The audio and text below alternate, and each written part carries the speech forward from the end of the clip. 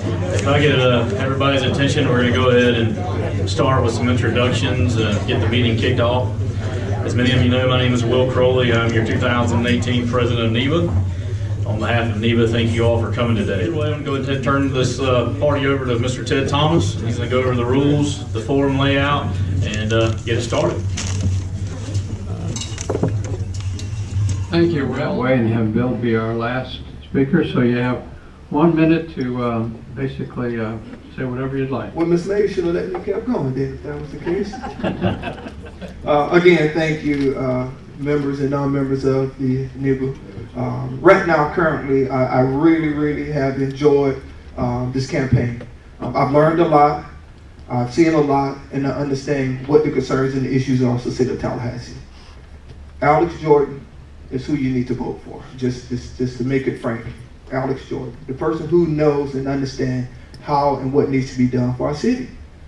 Guaranteed, I worked on multi-million-dollar budgets, state budgets and issues that concern how we hire, how we allocate our vehicles, how we allocate our budget for our facilities, how we allocate our budgets for our renovations, how we allocate our safety and security statewide. I know it, I understand it, I can do it. It's Alex Jordan time. And it's my time to lead the city. Yeah, that's true. It's Alex Jordan time. And definitely you can't go wrong with voting for Alex because the experience and the knowledge is there. Thank you. So I'm going to take my time to talk about something that I thought maybe we'd have brought this up, but I'm going to take my time to talk about the fact that I sat on the city's utility board for the last 3+ years. And that's one experience that I think was very interesting to me, and digging into that budget, taking a look at what was in there, and I thought, why is the golf course in the utility budget? That's so weird. So one of the things I think we need to understand is when we talk about transparency, we talk about accountability, we need to make sure that as a commission, we do have control over where those budget dollars go. We may not have control over that one hiring decision on the frontline person, but we have that control at the high level to make sure that there is transparency, accountability, and that it's clear where budget dollars are coming in and out. Those funds need to be put into the general fund so that it's very clear where we're spending our money. Simply put, we just need to elect someone who actually cares about the people and is out there doing the work that needs to be done. And that isn't just in the business world, that isn't just in service, that isn't in public, private, or just nonprofit, or all three. We just need someone who actually understands what's going on, and someone who cares and will lead the community in the right direction, that will work with everyone equally. So when I talk about the things I care about, it's because what everyone else cares about, what I hear on the campaign trail. The struggles they go through are the struggles I go through, and when they hurt, I hurt. So when I bring up issues that we aren't talking about enough at all in these forums, only one time I heard in the environmental forum where we're talking about sustainability, but we haven't talked about equal pay for equal work. The #1 demographic in our city is Southside Black women and rural white women that are in poverty or don't own property here in Tallahassee. We don't talk about the disparity in that wage gap. We don't talk about mental health enough. We don't talk about self-care. We're not talking about the things that matter most in our kids and our future and the land that we want to see in Tallahassee. Thank you, Richard.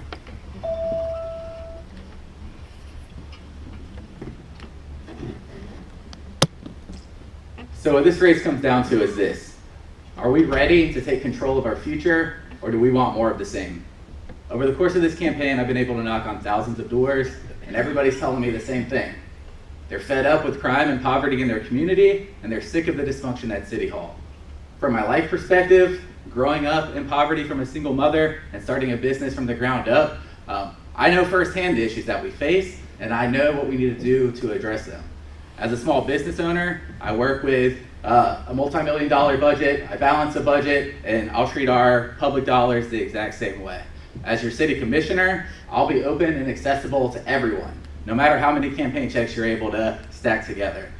So I'm Jeremy Matlow. It's very important that we know these elections get decided in August all the time. So if you don't generally vote in a primary, we need you to come out, and I need your support on August 28th. Thank you. All right, well, thank you very much.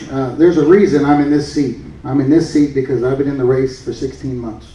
I'm no politician, but I've been doing the work, doing as much homework as I can to learn about the issues. And I've taken some pretty tough stands. If you read the paper, you know I've taken some tough stands on some issues. If you've been to Tiger Bay, you know I've taken some tough stands on some issues.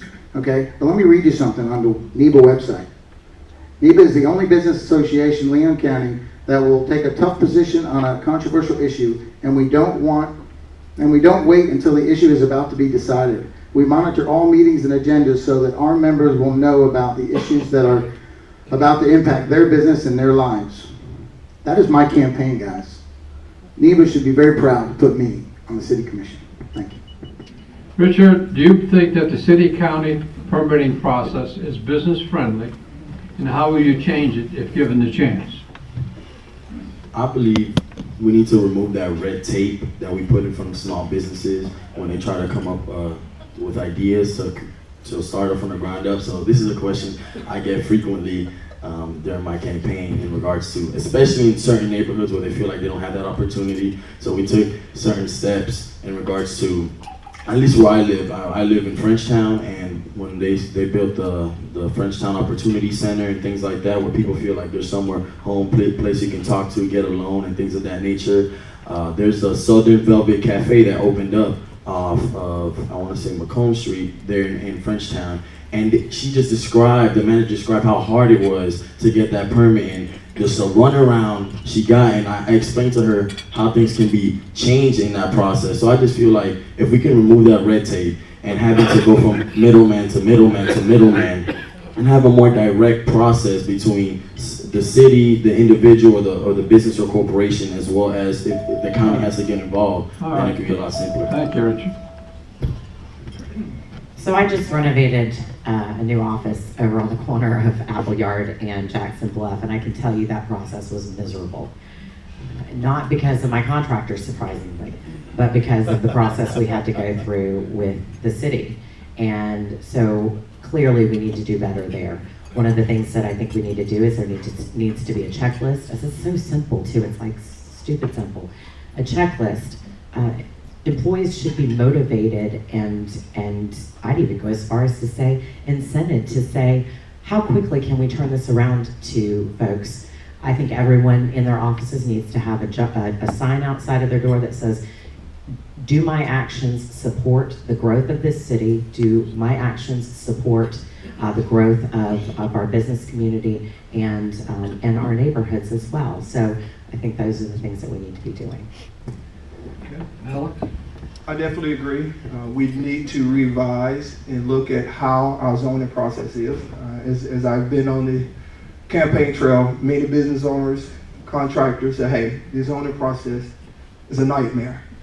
There's too many steps. There's too many individuals who have their hands on the timeline and the process. So we definitely need to go to the drawing board and address the concerns of our citizens and understand how we can streamline the process. Too much red tape, too much bureaucracy. We need to change. That's one of the changes that's on my list, bucket list as we would call it, to address, making sure that those concerns of our citizens do not have to go through so much just to get a zoning permit to implement a process that's streamless. It should not be that complicated. So I definitely want to ensure that that is addressed. Again, thank you. Bill? Well, no, it's not business friendly, and because it's got many steps, and some of those steps aren't followed. And you can have variances, and depending on the review committee, they can change that. And I read something today that it takes 1.7 years on average to get the process from start to finish on a lot of projects. And that's just not business friendly at all. And we got to streamline the process, use computers, use things that we can just go online and do it. But the problem is in this city, and it's been known for years, that you can't pass an envelope through a computer screen. So until we get rid of things like that, we're not going to be able to be business friendly. Okay, Chairman. All right, I can speak on this topic all day. 6 years ago, it was a miserable process to get our first business open. And we got through it, and we have been speaking on it, and we often hear things like, well, it's quicker than it used to be, or we're doing a lot better. And I know for my business, doing a little bit better than we used to do isn't good enough if people aren't satisfied with the results. Since I've been on the campaign trail, I've heard the same stories over and over again. I recently met with a young woman who was trying to open an urban farm on the south side of the city. She came to me and she said, "Jeremy, I love the community in Tallahassee, but I'm 26 and I don't feel like the city of Tallahassee wants me here." And that's the problem with permitting. When you come down to the government and you want to build a business in Tallahassee, we need to be receptive. We need to have a customer service focused approach, and we need to be your partner in making sure that you can be able to get open and get open on time. Thank you. Okay, good. Lisa, we're going to start with you. The question is this: does the city of Tallahassee currently have ethical challenges? And as a, yeah, well, you can laugh at that. As a city commissioner, what would you do to strengthen the city's ethics code and the independent ethics board's ability to enforce it? Wow. So this is my issue I would talk on all day. This is near and dear to my heart, coming from a highly regulated background in banking. As you can imagine, all of my personal finances are looked at no less than 4 times a year by no less than 3 outside independent folks, including federal regulators. So we have tons that we can do to do better with this. The first thing I think we need to be doing is we need to truly make the independent ethics board independent. They need to bring to us recommendations from their perspective, and we need to have no influence in the development of those as city commissioners. Those policies need to apply to not only staff, management, but officials alike. We need to, as commissioners, I would vote to accept those recommendations without changes. I think that's absolutely critical. There's probably 15 more things I could tell you about it, but my time is up, so. Okay, Alex? First, when we get as elected officials, we should be held accountable way more than our employees at the City Hall. When you look at the current policy right now, there's about 160 days before someone has to go through the ethics training, and the training is only done 1 time a year. We should have more training. Okay, there we go. That's not good. There we go. Justin, we're good? Yep. All right, Ms. Bard, that's on you, Catherine. She did that earlier to me. But we should have more policies that hold elected officials much more greater than the employees. And that's one of my concerns. And what I would like to do is address those policies and procedures, making sure that we go back to the drawing boards, look at some of the ordinance, understand what the concerns and the issues are that has been driving a huge concern with individuals getting opportunities to get contracts, look at the budget, understanding what the concerns are, but we're not holding individuals accountable for those policies and procedures. I think I get 3 more seconds, Ms. Mays, because of my malfunction with my mic. So definitely we want to ensure that our policies and procedures are stronger than what they currently have been. Okay, Bill? Well, one thing's for sure, Tallahassee needs to have the strongest ethics ordinance in the entire state. I mean, that right there will show Florida and the country that we're serious about ethics. We talk about ethics on the campaign trail all the time, but the bottom line is that we need to move swiftly when there is a problem. The city manager got to decide his own fate. Nobody at the commission would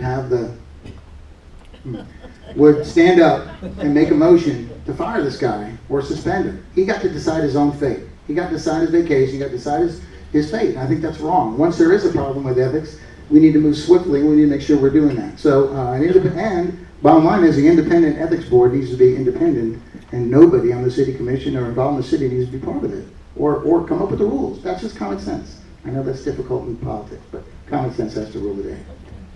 Okay, Jeremy?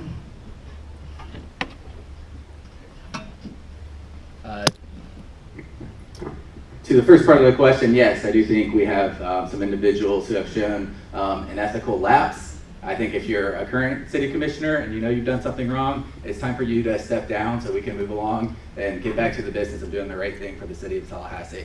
As far as the ethics code, yeah, there is room to strengthen it. I think we can switch the language back to knowingly intent. But I really think we need to be focused on the relationship between city vendors and campaign donors and how they relate to those campaigns.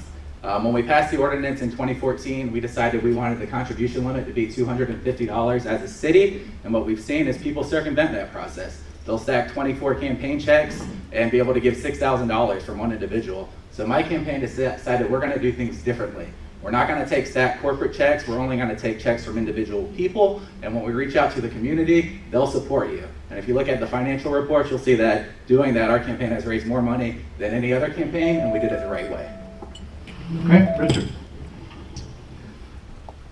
I was always taught if you knew better, you do better. So going back to the people we elect and put in these positions, of course you need to pick good moral values and good people of good character.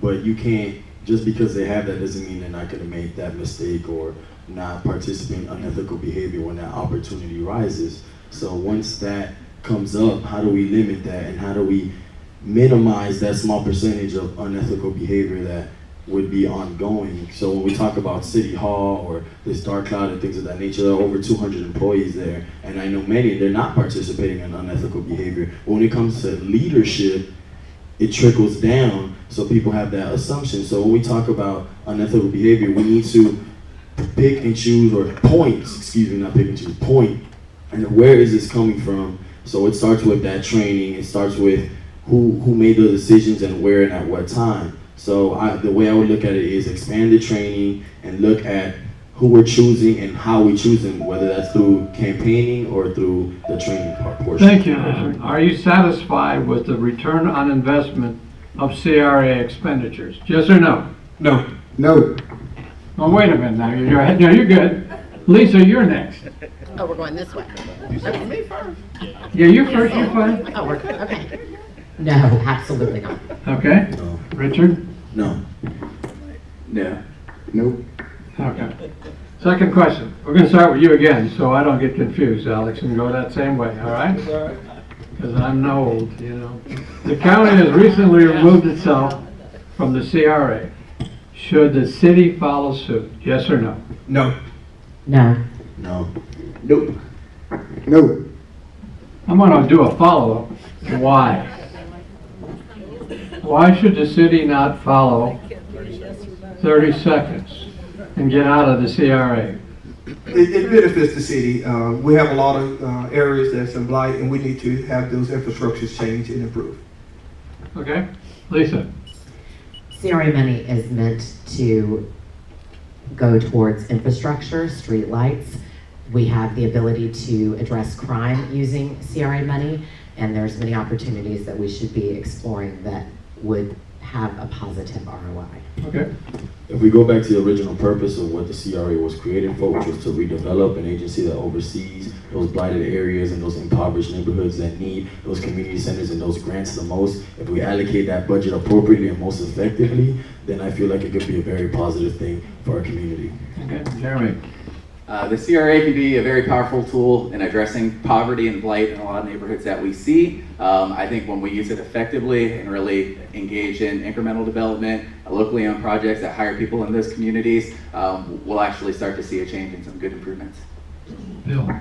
I agree. Look what it did for Gain Street Pies. I mean, that's what this should be for. No, I'm dead serious. I'm not even making a joke about it. But that's what CRA should be used for. We got lots of great people in this community that are building businesses. We got lots of organizations that help, like Domi Station. That's what we should be using CRA money for.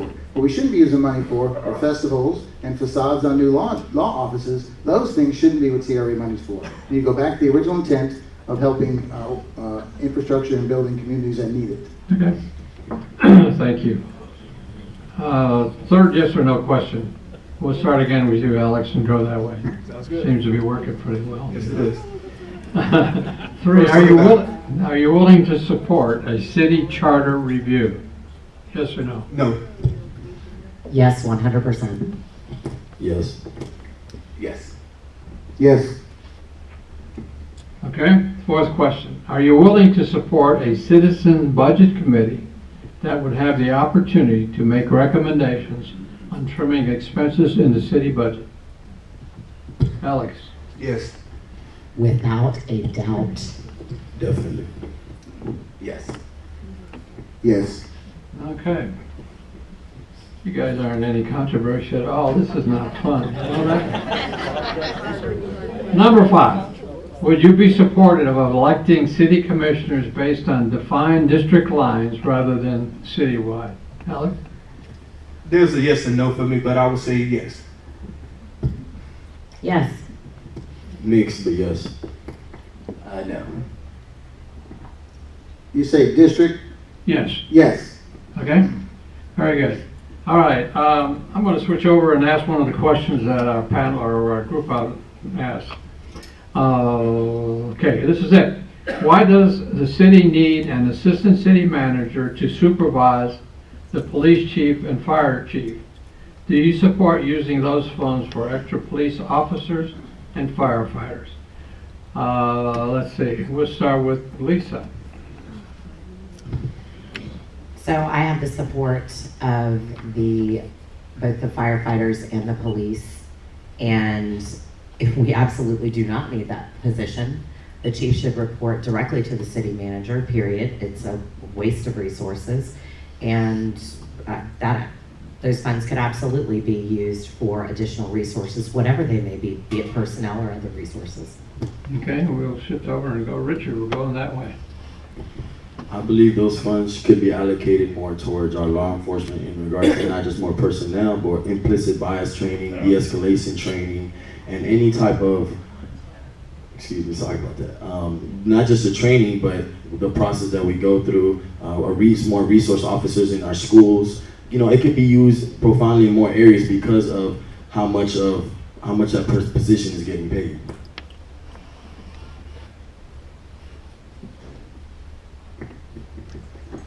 As a city commission, the job is to set the direction for the city, to set policy. It's not up to the city commissioners to weigh in on every individual hiring and firing decision, especially beyond the city manager. So what's important when you ask those questions is, who is the next city manager and how are they going to lead? And that's the real question we have here. Okay, Bill? Well, I think the question was, do we think we need a assistant city manager to be over the fire and police? Yes. I say no.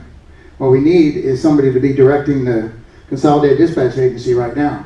We have an agency that doesn't have a leader, and we knew the leader was leaving almost a year ago today, or almost a year ago. 6 months, to give a 6 month notice, and we still don't have somebody. That's who should be in charge of the police and the fire, in my opinion. But what happens over there is we have the city and the fire and the city manager battling each other for a position like under the basket. We need to find leaders that are going to lead, and we need to find someone who can actually do all that. And I think we should probably invest in the Consolidated Dispatch Agency by using someone there instead of over the fire and the police chief. Okay. I think we basically really need to assess all of our positions in leadership in the city hall. Anything that's under the city manager needs to be assessed. We need to look at how the funds would be even allocated if we had any additional money to allocate. I don't know how much the assistant manager is making, but if it's more than what needs to be for that position, I think we need to allocate as much resources to our fire station that are in major concerns out on Hartsville Road. Look at how some of our infrastructure of some of our fire stations as well, but also looking at how law enforcement technology ensure that that money is there available. That's one thing we cannot do is eliminate any positions in law enforcement, the fire station, but also ensure that that money is there. So we must allocate that money accordingly. Okay, this is it. What aspects of your current or most recent jobs has best prepared you to be a city commissioner? Well, I spent 28 years in the restaurant business. Although I built restaurants from the ground up, hired staffs, trained staffs, worked with budgets, worked with very, very thin margins. I also was executive director of a charity that helped the intellectually disabled, where I've also been involved in a lot of charity work. That charity work led me, and my restaurant career led me to the job at the Carney Center, where I coordinated a program that works with 50 to 60 civic groups, faith-based groups, individual volunteers, about 1,000 hours of volunteers every single month. And those two things, are great for any kind of public, or government job or city commission. It's perfect because I've done a bunch of, what happens in the restaurant industry is that you have to hit budget. You have to work with people. You got to work with all these organizations, and I've done that my entire career. The fact that I have a heart working with a lot of organizations through my volunteer work is just a bonus. It's just going to be a continuation of what I've done my entire career. Okay, Jeremy.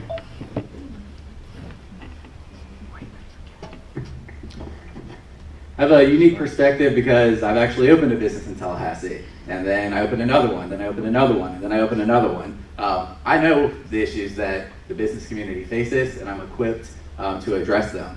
As a business owner, I deal with a multi-million-dollar budget, but the truth is, my paycheck comes from the dollars that I don't spend, and that's how we need to treat our city budget. Every dollar has to matter. And at the end of the day, we're in the restaurant business, we're really in the customer service business. We're in the business of listening to people, taking care of their needs, and addressing their problems. Okay. Most recent, so as a community organizer and field organizer, I have that adaptability and relatability with people and getting to talk to them at the door before I was campaigning. And a lot of those things I saw, I didn't get to see or feel when I was playing football at Florida State. Once I got into my last job, that's when I got to see what was going on in the city and opened my eyes. So how that would help me as a commissioner is that relationship with everyone in the community, getting to see whereas through my nonprofit, all those times that yes, we have amazing programs at community centers, but they're not doing enough. Well, I shouldn't have to go and deliver food in front of a community center and them telling me they're hungry. I shouldn't have to go into a neighborhood and give them clothes to children that are starving. There's a lot of things that we are lacking, and those are things that open my eyes through my job and work. And allocating that budget and relationships, I included diversity and more inclusive curriculum at Florida State. So things that I've done there can be directly translated to the City Commission. Okay, Lisa. So we've talked already about the fact that I am the CEO of a credit union, obviously have experience working in multi-million-dollar budgets, but I also have had the opportunity in recent years, over the last 5 or 6 years, to spend a lot of time in the international community. I've been invited to participate and consult with regulators around the world. I've worked in Ukraine, I've worked in across Africa, I've worked in the Philippines, and when you talk about those areas, you're talking about levels of poverty that we can only dream about, and not in a good way, have a nightmare about. And so when you see folks do things with that type of, when we talk about tight margins, I can assure you the folks that I worked with in Africa, their margins were even tighter than what we can dream of. And the inspiration that I've gotten from the economic development and the sustainable economic development that I've seen in these communities is where I think I gain my inspiration for how we can move forward.